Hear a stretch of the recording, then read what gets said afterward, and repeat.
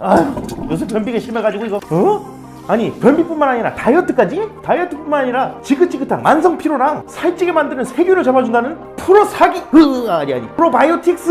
안녕하세요, 제익입니다. 안녕하세요, 제약입니다. 1971년에 야쿠르트 아줌마가 처음 등장해서 뒷고문이 까먹으면 특히 마시는 요구르트에서 지금은 헬리코박터를 쳐잡는다는 식의 항생제급 위 건강을 살려주는 것부터 해가지고 장 건강은 물론이고 면역력 증진, 피부 건강, 다이어트, 만병을 통치하는 골라 체력쇼 약팔이 여러 가지 다양하고 많은 제품들이 나와 있지만 하나 따져보면 인기가 없는 게 없을 정도로 많은 사람들이 먹고 있고 또 그 효과가 아주 뛰어나다 이런 평가가 기본일 정도로 사랑을 많이 받고 있죠. 네, 그렇습니다. 오늘의 주제는 바로 프로바이오틱스. 프로바이오틱스에 대해서 알아봅시다. 프로바이오틱스는 민족사관학교의 대주주 좋은 살균 우유 장인인 파스테르 이래로 세균에 대한 개념이 잡히고 나서 여러 세균에 대한 연구가 진행이 되기 시작을 하는데요. 1908년에 노벨 생리의학상을 수상한 엘리 메치니코프라는 사람은 이 불가리아 사람들이 나이 지긋하게 오래오래 잘 먹고 잘 사는 거는 잘 먹고 잘 싸기 때문. 이 잘 먹고 잘 사는 건 뭐 때문이지? 하다가 찾아낸 이 불가리스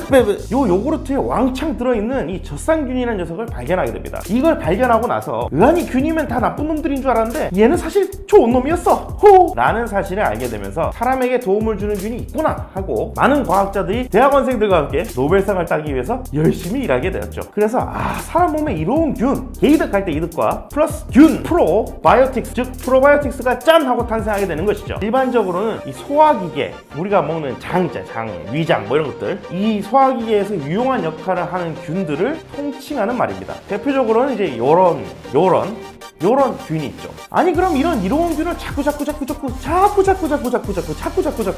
먹어주면 장이 편안해지고 이로운 균만 남으니까 너무너무 좋겠네요. 물론 일반적으로는 그렇습니다. 일반적으로는요. 자, 그럼 안일반적인 이야기를 하기 전에 최근 또 비만을 일으킨다는 장내 세균을 잡아준다 이런 요상 광고가 있는데 장내 세균에 대해서도 잠깐 들여다보도록 하죠. 원래 정상인, 그러니까 대다수의 유튜브 시청자분들처럼 먹고 사는데 큰 지장 없고 큰 병 안 걸린 멀쩡한 그런 사람들에게도 피부라든지 입안이라든지 이 장 안에는 원래 멀쩡한 상태긴 한데 그러면서도 또 균이 득실을거리는 그런 상태인데 이 정상적인 상태면서도 균이 자라고 있는 상태, 이 균이 그리고 큰 문제를 일으키지 않는 그런 상태를 유식하게 말해서 정상 세균총이라고 얘기합니다. 노말 플로라라고 하죠. 특히나 음식점에서 햄버거에 한번 척 하고 뜨면은 으아! 대형 사태를 일으키는 대장균 같은 녀석도 괜히 이름이 대장균이 아니듯이 대장에 서식하는 정상 세균총의 하나인 것이죠. 물론 그게 대장을 벗어나면 크게 문제가 되긴 하지만요. 과학자들이 평소 호구같이 보이기는 해도 실제로 호구는 아니듯이 여러 균을 연구하면서 이 정상 세균총, 특히 장내 세균에 관한 연구도 많이 진행이 됐는데요. 비만인 사람과 아닌 사람의 장내 세균들의 조합이 다르더라. 자가면역 질환이 있는 사람하고 없는 사람의 장내 세균총이 또 다르더라. 이런 것처럼 여러 건강과 질병에서 이 장내 세균이 연관성이 있는 것이 아닌가 하는 여러 가지 연구가 나오고 있는 상황이죠.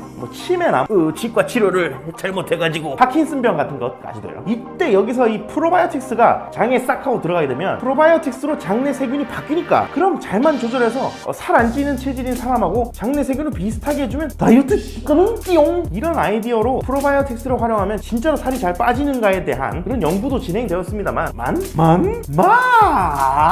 네, 그렇죠. 아직까지는 논란이 분분한 상황입니다. 살찐 사람은 살이 빠지게 해주고 마른 사람은 살찌게 해준다는 그런 결과를 보여주는 논문도 있고요. 막상 살이 빠지는 과정에서 이 장내 세균 변화가 생각보다 크지 않더라 라는 그런 논문도 있고, 이런 프로바이오틱스를 사용해가지고 장내 세균은 확실히 바뀌는 것은 같은데 뭔가 살 빠지는 거에도 효과가 있는 것 같기는 한데 이게 균일하게 모두에게서 동일한 효과를 보이는 것이 아니라 각 개인의 특성에 따라서 다르게 나타나는 것 같다는 논문도 있죠. 그러니까 다이어트용으로 이게 확실합니까? 하면 확실하진 않다 이 말이죠. 확실.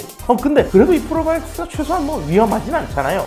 그러나 그것이 일어나 버렸습니다. 물론 정상적인 면역체계를 가진 사람은 크게 문제가 없어요. 안전하고 괜찮습니다. 그런데 면역체계가 비정상인 사람 혹은 장과 관련된 질환을 앓고 있는 사람들, 이런 사람의 경우에는 오히려 이런 프로바이오틱스 때문에 감염 질환이 생길 수도 있습니다. 거기다 대충 유명한 더 란셋이라는 논문에 소화기내과 코너에서 콕 집기를 장염에서 프로바이오틱스라는 거를 써봤지만 별 효과가 없었다 이런 논문을 근거로 해가지고 평소에 수많은 사람들이 이런 프로바이오틱스라는 거를 건강 유지를 위해서 냠냠짭짭 하고 있지만 면역력 증강이라든지 정신 건강이라든지 심질환을 예방한다든지 하는 근거와 안전성이 부족한 부족할 뿐더러 최근 들어서 이런 프로바이오틱스를 섭취한 후에 감염질환이라든지 항생제 내성이라든지 하는 그런 사건들이 하나둘씩 계속 보고되고 있어가지고 맞는 약처럼 쓰면 안 된다는 것을 보여주고 있죠. 아니 그럼 이거 먹지 말라는 거야? 아니야 이거. 물론 아무 생각 없이 우벅우벅 들이키는 건 당연히 안 되고요. 딱 권장량만큼만 먹어야 되고 본인이 컨디션이 좀 안 좋거나 뭐 입원을 하고 있다든지 먹고 있는데 오히려 설사가 나든지 가스가 차든지 하면 그리고 배가 아프든지 하면 당연히 중단을 해야 됩니다. 그거 명령 현상 아닙니까? 그런 건 당연히 없습니다. 그냥 끊어야 돼 빨리. 종합하자면 프로바이오틱스 그건 굉장히 유용하긴 하지만 덮어놓고 쭉 들이킨다든지 뭐 다이어트 툭툭 머리가 맑아지는 그런 야파리 아니 여튼 장 건강 같은 거 이외에 다른 요상한 효과로 먹어서는 안 되겠고요. 적절한 약을 적당하게 먹는 것이 중요하겠습니다. 이번 시간은 여기까지고요. 다음 시간에 좀 더 재미나고 신기한 내용으로 다시 찾아뵙겠습니다. 그럼 안녕.